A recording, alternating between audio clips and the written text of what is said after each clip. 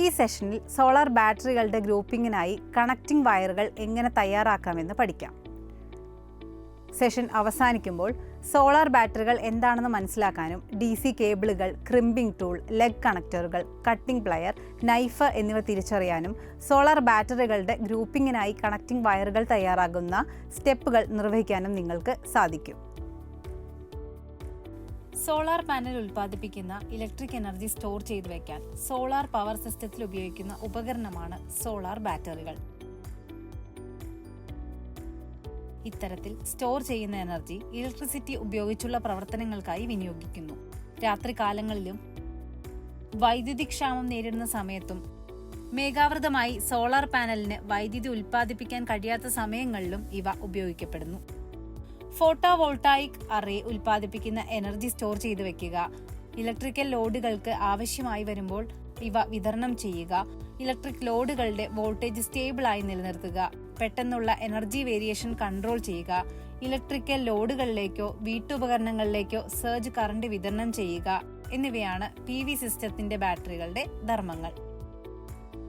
Discharge, charge എന്നിവയാണ് ബാറ്ററിയുടെ പ്രവർത്തനങ്ങൾ. ഒരു ബാറ്ററി കറണ്ട് സപ്ലൈ ചെയ്യുന്നതിനെ ഡിസ്ചാർജ് എന്ന് പറയുന്നു.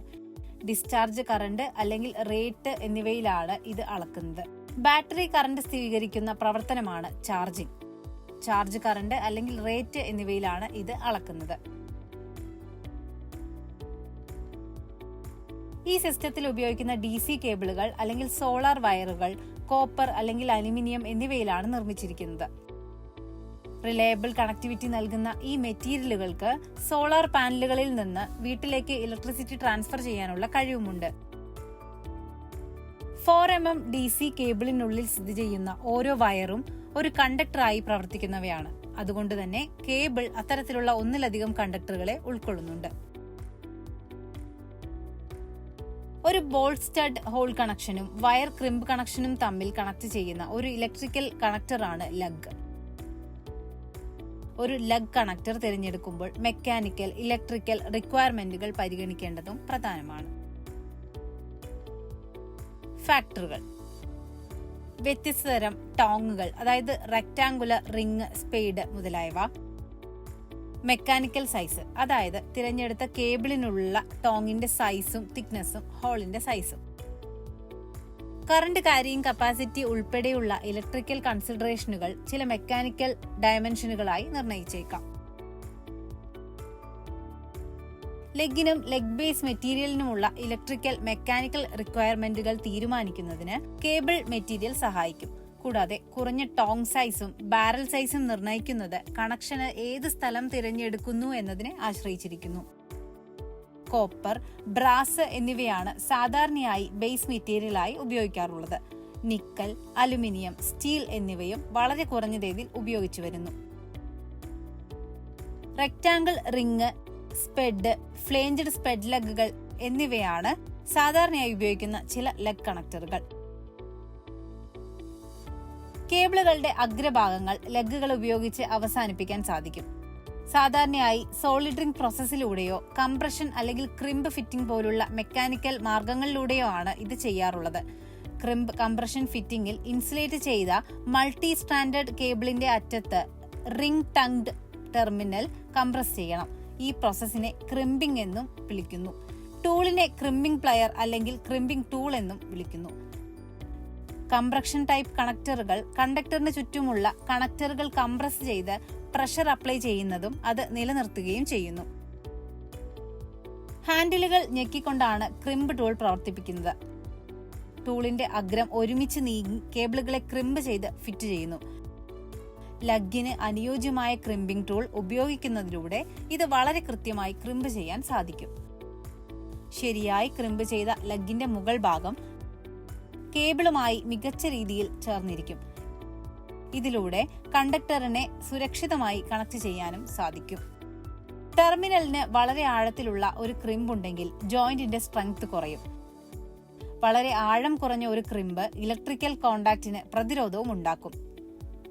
കൃത്യമായ ക്രിമ്പിംഗ് ടൂൾ തിരഞ്ഞെടുക്കുക എന്നത് വളരെ പ്രധാനമാണ്. മികച്ച രീതിയിൽ ക്രിമ്പ് ചെയ്ത ടെർമിനൽ ഇവിടെ കാണിക്കുന്നു. 180 മുതൽ 300 മില്ലിമീറ്ററിൽ വരെ റേഞ്ച് വലുപ്പത്തിലുള്ള ക്രിമ്പിംഗ് പ്ലയേഴ്സ് നിലവിൽ ലഭ്യമാണ്. ക്രിമ്പിംഗ് ടെർമിനേഷൻ കൊണ്ടുള്ള ചില ഗുണങ്ങൾ നമുക്ക് പരിചയപ്പെടാം. മികച്ച രീതിയിലുള്ള ക്രിമ്പിംഗ് കുറഞ്ഞ ചെലവിൽ തന്നെ ഇലക്ട്രിക്കൽ കണ്ടക്ടിവിറ്റി മെച്ചപ്പെടുത്തുകയും മെക്കാനിക്കൽ സ്ട്രെങ്ത് വർദ്ധിപ്പിക്കുകയും ചെയ്യും. ഒരേ വലിപ്പത്തിലുള്ള കേബിളുകൾ ലഗ് കണക്ടറുകളിലൂടെ ടെർമിനേറ്റ് ചെയ്യുമ്പോൾ ക്രിമ്പിംഗ് പ്രോസസ്സാണ് സോൾഡറിങ്ങിനേക്കാൾ വേഗത്തിൽ പൂർത്തിയാവുക. തീർച്ചയായും ക്രിമ്പിംഗ് ചെയ്യുന്നതിന് നല്ല വൈദഗ്ധ്യം ആവശ്യമാണ്. എന്നാൽ സോളിഡിങ്ങിന് അതിലും വിപുലമായ കഴിവുകളാണ് ആവശ്യം.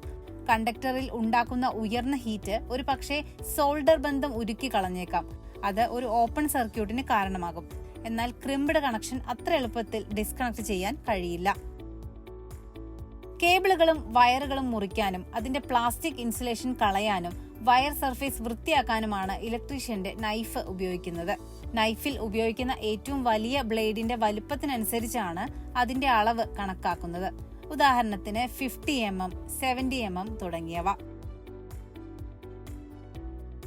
വയറിംഗ് അസംബ്ലി, റിപ്പയർ വർക്ക്സ് എന്നിവയിലെ ചെറിയ ജോലികളായ cutting, twisting, pulling, holding, gripping ഇവയ്ക്കായാണ് പ്ലയറുകൾ ഉപയോഗിക്കുന്നത്. ഇവ നല്ല കട്ടിയുള്ള ഫോർജ്ഡ് സ്റ്റീലിനാൽ നിർമ്മിതമാണ്.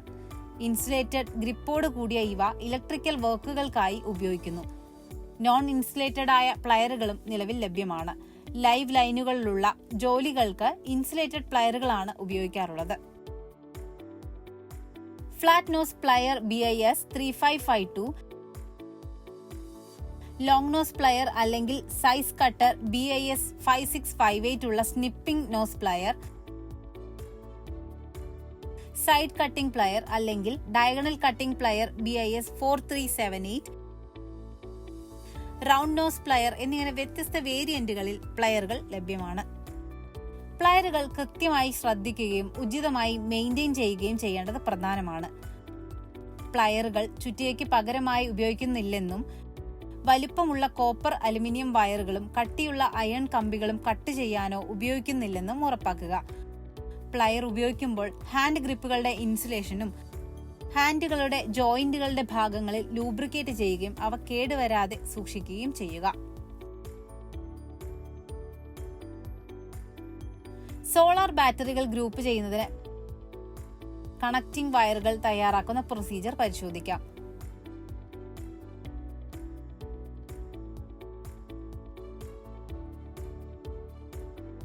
DC കേബിളുകൾ,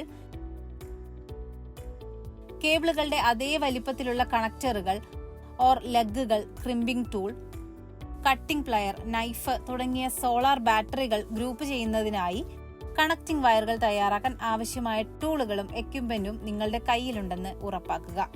സോളാർ ബാറ്ററികളുടെ ഗ്രൂപ്പിംഗിനായി കണക്റ്റിംഗ് വയറുകൾ തയ്യാറാക്കുവാൻ 2 ബാറ്ററികളുള്ള ടെർമിനലുകൾ തമ്മിലുള്ള ദൂരം അളക്കുക.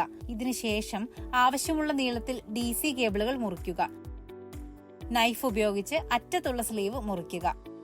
കണക്ടറുകളോ ലഗുകളോ ഇൻസേർട്ട് ചെയ്ത് ഒരു പ്രോപ്പ് ക്രിമ്പിംഗ് ടൂൾ ഉപയോഗിക്കുക. കണക്ടറുകളിലെ അറ്റങ്ങൾ ക്രംബ് ചെയ്യുക. ഈ പൊളാരിറ്റി പിന്നീട് തിരിച്ചറിയുന്നതിനായി കറുപ്പ് അല്ലെങ്കിൽ ചുവപ്പ് ടേപ്പുകൾ അല്ലെങ്കിൽ ഒരു ഡോട്ട് പെയിന്റ് ഉപയോഗിച്ച് അറ്റം കവർ ചെയ്യുക. സോളാർ ബാറ്ററികൾ ഗ്രൂപ്പ് ചെയ്യുന്നതിനായി കണക്റ്റിംഗ് വയറുകൾ എങ്ങനെ തയ്യാറാക്കാമെന്ന് വിശദീകരിച്ച ഈ സെഷൻ ഇവിടെ അവസാനിക്കുകയാണ്. ഇപ്പോൾ മുതൽ സോളാർ ബാറ്ററികൾ, DC കേബിളുകൾ, ക്രിമ്പിംഗ് ടൂൾ, ലഗ് കണക്ടറുകൾ, കട്ടിംഗ് പ്ലയർ, നൈഫ് എന്നിവ നിങ്ങൾക്ക് തിരിച്ചറിയാൻ കഴിയുമെന്നും സോളാർ ബാറ്ററികൾ ഗ്രൂപ്പ് ചെയ്യുന്നതിന് കണക്റ്റിംഗ് വയറുകൾ തയ്യാറാക്കുന്നതിനുള്ള സ്റ്റെപ്പുകൾ നിർവഹിക്കാനും സാധിക്കുന്നതാണ്.